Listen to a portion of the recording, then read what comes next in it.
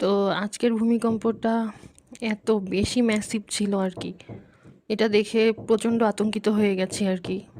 তো এই ভূমিকম্প থেকে একটা জিনিস রিয়েলাইজ করলাম যে সব কিছুর মেইন যিনি, তার হাতে যে কী ক্ষমতা আমাদেরকে তিনি জানান দিল যে আমাদের কাছে কিছুই না।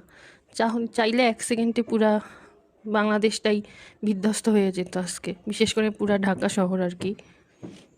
তো আমাদের এত স্বপ্ন, এত কিছু, সব কিছুর মাঝেও আল্লাহ তাআলা যে সৃষ্টি করেছেন আমাদেরকে এই দুনিয়ায় কিসের জন্য, তো সেটা আমাদের খেয়াল রাখতে হবে, তার ইবাদত চালাই দিতে হবে। আমরা যারা বেঁচে আসছি তাদের কাছে এটা সুযোগ যে আমরা আল্লাহর পথে যাব, আরও বেশি মনোনিবেশ করব, বেশি বেশি দোয়া করব।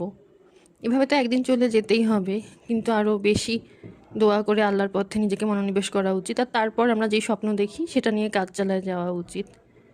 তো আসলে সকল ক্ষমতার অধিকারী যিনি, তিনি আমাদেরকে বাঁচায় রাখছেন, সুযোগ দিচ্ছেন। যে কোনো মুহূর্তেই যে কোনো কিছু হতে পারে, যে কোনো মুহূর্তে আমরা চলে যেতে পারি। তখন আমাদের আমল নামায় কী থাকবে এটা আমাদেরকে ভাবতে হবে। 5 ওয়াক্ত নামাজ পড়তে হবে।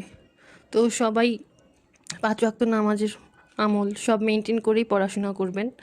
আমিও চেষ্টা করব। আশা করি সবাই ভালো থাকবেন।